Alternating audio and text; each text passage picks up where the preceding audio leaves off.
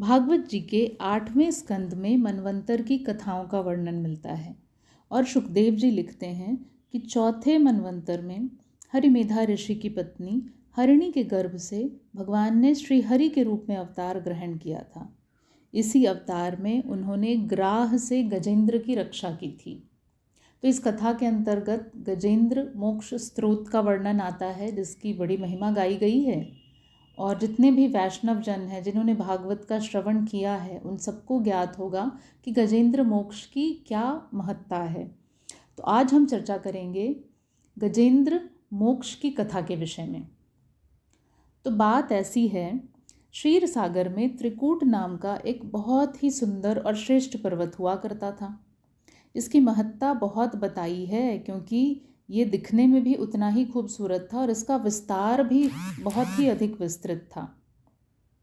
कहा जाता है कि ये पर्वत 10,000 योजन ऊंचा था और 10,000 योजन ही इसकी लंबाई और चौड़ाई भी थी।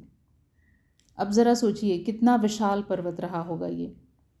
अब इसके 3 शिखर थे। पहला शिखर लोहे का, दूसरा शिखर सोने का और तीसरा शिखर चांदी का। इस पर जब सूर्य की किरणें पड़ती तो इसका सौंदर्य अपने आप में और अधिक बढ़ जाता था।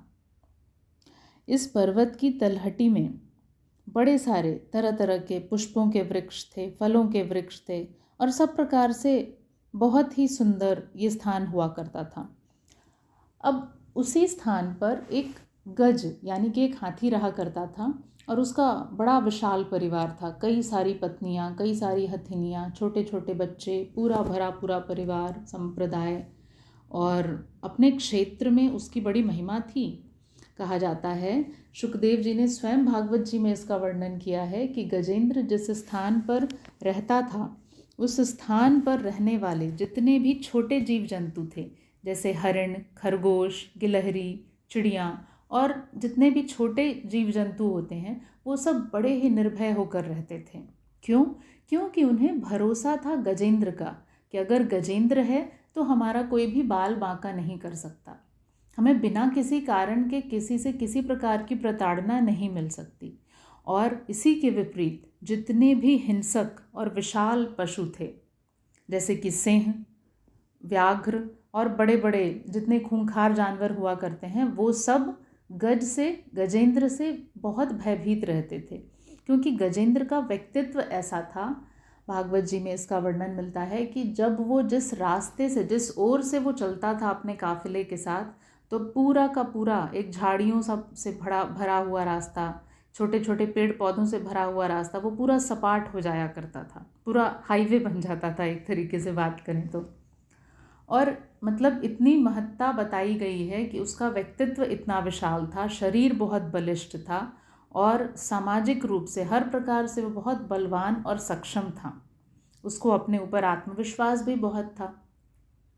तो एक बार ऐसा हुआ कि ग्रीष्म ऋतु का समय था, बेहद गर्मी पड़ रही थी और इतनी तपिश भरी गर्मी में परेशान होकर आखिर गजेंद्र ने सोचा कि चलो पास वाले सरोवर के पास चलते हैं। तो जैसे हम लोग कैसे गर्मी हो तो लोग सोचते हैं चलो कहीं बाहर घूम करके आएँ या कहीं पिकनिक मना करके आएँ, तो ऐसे अपने बच्चों और पत्नी के साथ गजेंद्र भी पिकनिक मनाने के लिए जाता है। सरोवर के किनारे पहुंचता है और सरोवर के किनारे पहुंचकर वहाँ का जल इतना मीठा, इतना सुगंधित और इतना शुद्ध निर्मल था कि उसको देखकर उसकी प्यास और अधिक बढ़ गई। कहा जाता है कि उसमें सुंदर सुंदर 4 प्रकार के कमल के भांति भांति के पुष्प थे। और जब जल में छोटे छोटे जो जंतु होते हैं, जैसे कछुआ हो गया, मछली हो गई, ये सब जब उन कमल के पुष्पों से टकराते थे तो उन पुष्पों का पराग गिर जाया करता था उस जल में, जो उस जल को और भी सुगंधित और भी दिव्य बना देता था। अब ऐसे सुगंधित जल के सरोवर में गजेंद्र प्रवेश करता है। सबसे पहले उसने जी भर कर पानी पिया, अपनी प्यास बुझाई। उनके साथ और जितनी उनकी पत्नियां आई थी, बच्चे आए थे और जितने भी सगे संबंधी पूरे अपने काफिले के साथ चलता था ना वो, तो सबने जी भर कर जल पिया, अपनी प्यास बुझाई। उसके बाद फिर गर्मी का मौसम था, हाथी को वैसे ही जल और नदी में स्नान करना, थोड़ी हरकत करना, ये सब चीज़ें बहुत पसंद होती हैं। तो गजेंद्र फिर अपना वहाँ पर जल क्रीड़ा प्रारंभ कर देता है। और जब जल क्रीड़ा प्रारंभ करता है, बच्चों के साथ खेल रहा है, कभी पत्नी के साथ थोड़ी हंसी ठिठोली कर रहा है, बहुत अच्छा माहौल। कहने का मतलब कि जो भौतिक सुख हम कहते हैं, संसार के पूर्ण भौतिक सुखों का वो उपभोग कर रहा था। लेकिन भागवत में सांकेतिक रूप से इसका भी वर्णन मिलता है कि कहीं न कहीं उस गज को अपने स्वरूप का, अपने बल का, अपने आत्मविश्वास का और ख़ास तौर से अपने कुटुंबियों का, अपने परिवारीजनों का, जो समाज में उसके लोग थे, अपने समाज के लोग थे, उन सबको लेकर के मन में एक भ्रम, एक मद पैदा हो गया था कि मैं तो बहुत शक्तिशाली हूँ, मेरा तो कोई कुछ नहीं बिगाड़ सकता, मैं जो चाहूँ वो कर सकता हूँ। यही स्थिति हमारी भी होती है।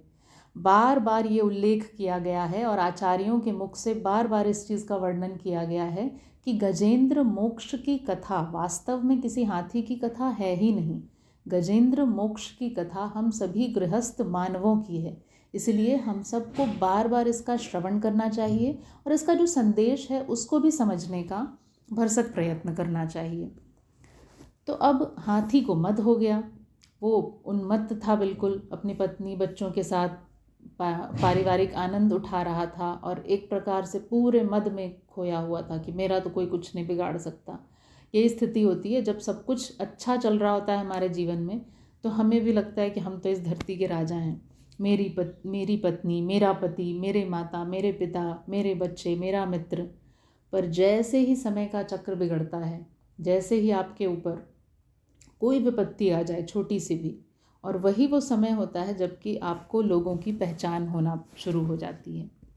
एक तरीके से देखा जाए तो आप देखिए, परिवार, घर गृहस्थी और समाज, इस सब में आप जितना कुछ भी अपने तरीके से आप इन्वेस्ट करते चले जाएं, अपनी ऊर्जा लगाते चले जाएं, उनकी सेवा करें, सब कुछ करें, इसमें कोई बुराई नहीं है। अगर आप संसार में पड़े हैं तो सांसारिक दायित्वों का निर्वाह तो सर्वथा आवश्यक है। लेकिन उसी में डूब जाना, उसी को सब कुछ मान लेना, यही सबसे बड़े धोखे का कारण बनता है। फिर उस क्षण में, उस विपत्ति के क्षण में अगर आप ढूंढोगे अलट पलट कर, दूर दूर तक ना तो कोई आपको रिश्तेदार नज़र आएगा, न पति नज़र आएगा, न पत्नी नज़र आएगी, न बच्चे नज़र आएंगे, कोई नहीं, सब मुंह फेर लेते हैं। अरे यही प्रसंग तो बार बार घटित हुआ है, वाल्मीकि के साथ भी यही हुआ। सबको तो सबने यही याद दिलाया कि तुमने जो कर्म किया है उसका फल तुमको ही भोगना पड़ेगा। कोई दूसरा, पत्नी कहती है मैं नहीं जानती तुम क्या कर रहे हो, बच्चे कहते हैं हमें नहीं पता पिताजी, जो आपने कर्म किया है सो आप भुगतो, आपके ऊपर बुरा वक्त आएगा, लोग आपको यही कह के निकल जाएंगे, तुम्हारी किस्मत है तुम जानो, तुम्हारे कर्म है तुम जानो। अच्छी बात है, कह तो रहे हैं वो सत्य, कोई झूठ थोड़ी कह रहे हैं। लेकिन बात यह है कि समय रहते चेत जाओ, भजन भी आवश्यक है, भगवत चेतना से जुड़ना भी आवश्यक है। तो गजेंद्र मतवाला हो रहा था। इतने में अब गजेंद्र का शरीर इतना बलिष्ठ, इतना बलवान था कि वो जब जल में हरकत करता, जल क्रीड़ा कर रहा था, बार बार डुबकी लगाता, पानी फेंकता इधर उधर, तो अब पूरे सरोवर में बहुत कंपन पैदा हो रहा था। पूरा का पूरा जलाशय हिल जाता था क्योंकि वो बहुत बलवान था, उसका शरीर भी बहुत बड़ा था। अब कुछ लोग होते हैं ना, कुछ लोगों का शरीर इतना विशाल होता है कि वो स्विमिंग पूल में अगर डुबकी लगाते हैं तो पूरा का पूरा स्विमिंग पूल खाली, पानी सारा बाहर, वो आदमी ही सिर्फ नज़र आता है। तो ऐसी स्थिति हो रही थी गजेंद्र की भी। अब उस जलाशय में एक ग्राह रहता था, ग्राह माने मगरमच्छ। उस मगरमच्छ को थोड़ी परेशानी हुई इससे कि भाई कौन आ गया, कौन अब किसी के घर में जाकर के कोई उधम मचाए, उत्पात मचाए इस तरह से, तो किसी को भी परेशानी होगी। यही हुआ उस ग्राह के साथ भी। थोड़ी देर तो उसने देखा, जब वो चीज़ नहीं रुकी, वो हरकत नहीं रुका, तो ग्राह ने फिर गुस्से में आकर, क्रोध में आकर के गजेंद्र का पैर पकड़ लिया।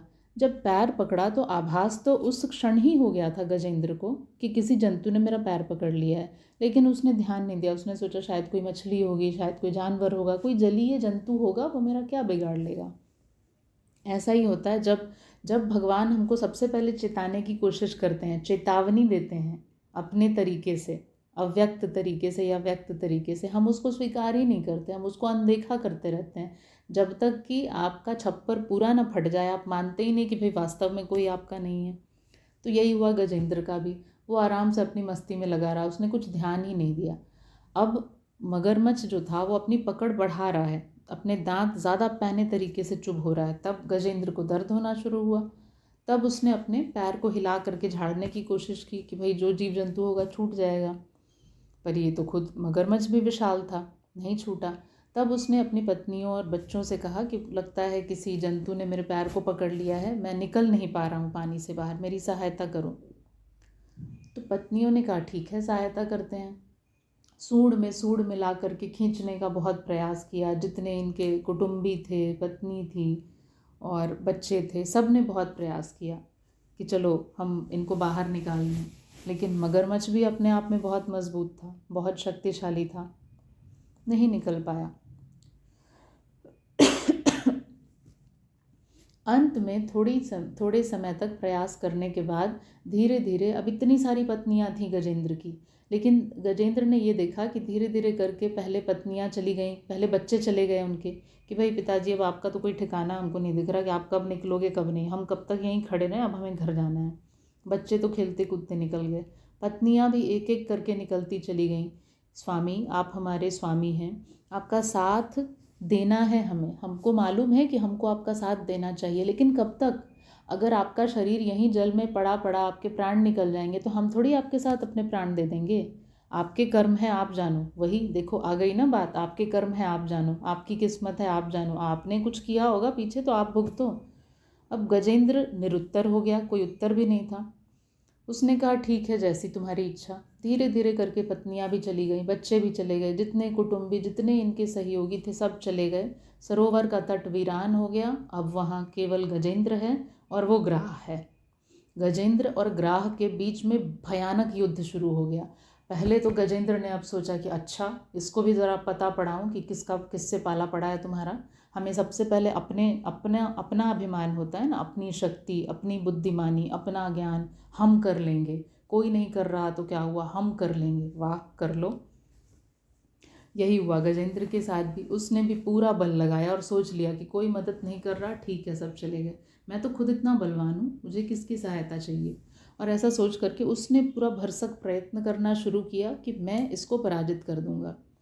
लेकिन अब ये कहा जाता है कि ये युद्ध इतना घोर था कि पूरे 1000 वर्षों तक ग्राह और गजेंद्र के बीच में युद्ध चलता रहा। अब इस बीच में ग्राह का तो बल कम नहीं हुआ क्योंकि वो जल का ही जंतु है, लेकिन गजेंद्र, उसका बल ज़रूर क्षीण होता चला गया। एक तो उसका पैर पहले ही उसने मुंह में पकड़ रखा था, खून रिस रहा था, दर्द हो रहा था, और दूसरा हम कहते हैं ना कि अपनी गली का कुत्ता शेर होता है। अपने क्षेत्र में तो हर कोई कहता है ना कि हम तो यहाँ के राजा हैं, यहाँ तो कोई हमारा बाल बांका भी नहीं कर सकता। तो वही स्थिति हुई। ग्राह अपने आप में उसकी शक्ति बढ़ती गई और गजेंद्र का बल कम होता चला गया। अब धीरे धीरे खींचते खींचते क्या हुआ कि ग्राह पैर खींचते खींचते गजेंद्र को अब बीच में, बिल्कुल सरोवर के बीच में ले जा रहा है। पहले उसके पैर पूरे डूब गए, फिर पेट तक पानी आया, पेट से और ऊपर तक आया पानी, कंधे तक, गले तक आया पानी। अब जब गले को भी पानी ऊपर जाने लग गया, गले से भी ऊपर पानी जाने लग गया, तब गजेंद्र को चिंता हुई, तब उसको हताशा हुई, या यूँ कहे कि उसकी आँखें खुली। उसकी आँखें तभी खुली और तब गजेंद्र अपने आप में, उसको सिर्फ और सिर्फ एक ही चिंतन दिमाग में आया कि मैं किसको पुकारूं। तो अब वो भगवान को पुकार रहा है। तब उसने आर्त पुकार की है, श्री हरि को पुकारा है, और वही जो उनकी आर्त पुकार निकली है वही गजेंद्र मोक्ष स्रोत है। तो क्या बात आती है कि हाथी जल में खड़ा खड़ा उसने गजेंद्र मोक्ष रच लिया है? ऐसा नहीं था। बात ऐसी थी कि गजेंद्र पिछले के जन्म से, अपने पूर्व जन्म के संस्कार के कारण उसको ये स्मरण हो आया कि मैं तो हरि भक्त हूँ और मेरे एकमात्र स्वामी तो हरि ही हैं। पूर्व के जन्मों ने उसने हरि भक्ति, बहुत डूब करके हरि भक्ति की थी, और कभी किसी जन्म में उसी ने इस गजेंद्र मोक्ष स्रोत की रचना की थी। तो उसको स्मरण हो आया। देखिए, हमारे अवचेतन मन में सब कुछ बिल्कुल प्रिंटेड होता है, क्लियर, क्रिस्टल क्लियर। हमें भले ज्ञात ना हो, लेकिन हमारे अवचेतन मन को सब कुछ ज्ञात होता है। अब अवचेतन मन की जो बातें हैं वो बाहर कब निकलती हैं? जब आपके साथ कुछ भी अनएक्सपेक्टेड हो जाए, बहुत ज़्यादा दर्द, बहुत ज़्यादा तकलीफ, बहुत धोखा, कुछ ऐसा जिसकी आपने आशा भी नहीं की थी, वैसा कुछ जीवन में घटित हो जाए, तब आपका अवचेतन मन जागता है। तब आपको आपकी जो पूर्व की स्मृतियां हैं, आपके जो पूर्व के संस्कार हैं, वो जागृत होते हैं और वो उनका उदय होना शुरू हो जाता है जीवन में। यही हुआ गजेंद्र के साथ भी। पूर्व में की हुई हरि भक्ति का उसको स्मरण हो आया और एकदम से उसको लगा कि बस अब तो या तो मेरे प्राण निकल जाएंगे या श्री हरि आएंगे। तब एकदम आर्त पुकार करते हुए गजेंद्र ने भगवान की स्तुति की और गजेंद्र मोक्ष स्तोत्र को गाया। अब बड़े आश्चर्य की बात है कि जब गजेंद्र मोक्ष स्तोत्र का गजेंद्र पाठ कर रहा है, उस पूरे स्तोत्र को अगर आप देखेंगे उसमें एक बार भी कहीं भगवान का नाम लिया ही नहीं। हे हरि आ जाओ, गोविंद आ जाओ, गोपाल आ जाओ, गिरधारी आ जाओ, नहीं, एक बार भी नाम लिया ही नहीं। अव्यक्त तरीके से, अस्पष्ट तरीके से पुकार रहा है उन्हीं को, लेकिन एक बार भी उनका नाम नहीं लिया। अब 1000 वर्षों तक, ज़रा ये आप कल्पना कीजिए, 1000 वर्षों तक अगर युद्ध चल रहा है तो ऐसा तो होगा नहीं कि और किसी को पता ना चले। आकाश में जितने 33 करोड़ देवी देवता थे सब प्रकट हो गए, सब देख रहे हैं कि ये क्या हो रहा है, आखिर इसका परिणाम क्या होगा, ये हाथी आज गजेंद्र बच पाएगा कि नहीं बच पाएगा। अब 33 करोड़ देवी देवता आकाश में खड़े देख रहे हैं, साक्षी बने देख रहे हैं। पर सोचने योग्य बात ये है, विचारणीय यहाँ पर ये है कि अगर वो स्तोत्र गा रहा था और परमात्मा को पुकार रहा था, उसने किसी देवी देवता का नाम नहीं लिया था। ना तो दुर्गा जी को पुकारा, ना राम जी को पुकारा, ना कृष्ण को पुकारा, ना भोलेनाथ को पुकारा, ना गणेश जी को। अरे गणेश जी तो सबसे पहले बोल रहे थे कि मेरे ही वंश में, मेरे ही कुल में जन्म लिया है, कम से कम मेरा तो नाम ले लेते हैं। उनका भी नाम नहीं लिया। अब सारे देवी देवता उनको अपना नाम, अपना पद बहुत प्रिय। मैं ध्यान दीजिएगा मैं क्या शब्द इस्तेमाल कर रही हूँ। मैंने कहा देवता। देवता और भगवान, इसमें बहुत अंतर है। भगवान का अर्थ है परम तत्व, परमात्मा। देवता तो कई हैं, जो भी मानवीय अवस्था से ऊपर उठ गया वो तो देवता ही है ना। तो देवता 33 करोड़ देवी देवता आकाश में खड़े साक्षी होकर सब कुछ देख रहे हैं, लेकिन सबको ये अभिमान है इसने मेरा नाम नहीं लिया, मेरी अपनी पद है, मेरी अपनी गरिमा है, मेरा नाम है, जब तक मेरा नाम नहीं लिया जाए मैं जाऊं कैसे। हम अपनी पोजीशन सबसे पहले देखते हैं ना। आप तो सारे देवता अपनी अपनी पोजीशन देख रहे हैं। अब इतने आर्त पुकार के साथ गजेंद्र भगवान को पुकार रहा है। भागवत जी में तो सुंदर इसका वर्णन है ही गजेंद्र मोक्ष के श्लोकों के रूप में। सूरदास जी ने बड़ा ही सुंदर चित्रण किया है अपनी पदावली में। और ऐसा लगता है आप सूरदास जी के पदों को सुनेंगे तो आपको ऐसा लगेगा जैसे सामने प्रत्यक्ष हो गया कि गजेंद्र कैसे सरोवर में पड़ा होगा, ग्राह उसके एक पैर को खींच रहा है और गजेंद्र अपना सूंड ऊपर किए आकाश की ओर ताकता हुआ और श्री हरि का स्मरण करके गजेंद्र मोक्ष को गा रहा है। तो सूरदास जी ने बड़ा सुंदर इसका वर्णन किया है। सूरदास जी कहते हैं, हे गोविंद हे गोपाल अब तो शरण हारे, हे गोविंद हे गोपाल अब तो जीवन हारे। गजेंद्र आर्त पुकार कर रहा है और आर्त पुकार करते हुए जब उसके नाक कान सब डूबने लगे पानी में, जब उसको ऐसा लगा कि अब तो मेरा नाक कान मेरा मस्तक सब कुछ डूब जाएगा, फिर तो जीवन बचेगा ही नहीं, और एकदम अंतिम विकल्प, जब हमारे पास कोई विकल्प नहीं बचता ना, तभी हमको भगवान याद आते हैं। और वही हुआ गजेंद्र के साथ भी। फिर गजेंद्र एकदम फुल सरेंडर, संपूर्ण समर्पण की स्थिति में आ गया, जैसे द्रौपदी की स्थिति थी, जो द्रौपदी की अवस्था थी। उसने भी यही किया था, पहले संबंधियों का आसरा लगाया, भीष्म पितामह कुछ करेंगे, धृतराष्ट्र कुछ करेंगे, मेरे पति कुछ करेंगे, किसी ने कुछ नहीं किया, फिर अपना बल मैं कर लूँगी। जब कहीं से कोई आस नहीं बची तब अंत में हार कर उसने गोविंद को पुकार लगाई थी, और वही स्थिति आज गजेंद्र की भी थी यहाँ। तो गजेंद्र जब हर तरफ से हार गया तब उसने श्री हरि को पुकारा और आर्त पुकार करते हुए कहते हैं, नाक कान डूबन लागे, नाक कान डूबन लागे, श्री हरि पुकारे, हे गोविंद हे गोपाल अब तो जीवन हारे। कहते हैं गजेंद्र की आर्त पुकार सारी दिशाओं को भेदते हुए द्वारिका के सिंहासन तक पहुंच गई। अब कृष्ण का सिंहासन डोलने लग गया। कृष्ण वो तो अहेतु की कृपा करने वाले हैं, उन्हें कहाँ इस बात से कोई लेना देना है कि किसने मेरा नाम लिया, किसने मेरे पद के साथ मुझे देखा, किसने विधि से मेरी पूजा की, किसने मेरे लिए कठोर तप किया। वो तो सिर्फ भाव देखते हैं, वो सिर्फ ये देखते हैं कि कौन मेरे लिए समर्पित हो गया। और गजेंद्र ने तो गजेंद्र मोक्ष में पूर्ण समर्पण के साथ अपनी प्रत्येक पंक्ति में उनको ही पुकारा है। अलग अलग तरीके से बोला कि पूरी सृष्टि के कण कण में बसने वाले ईश्वर मैं आपको पुकारता हूँ।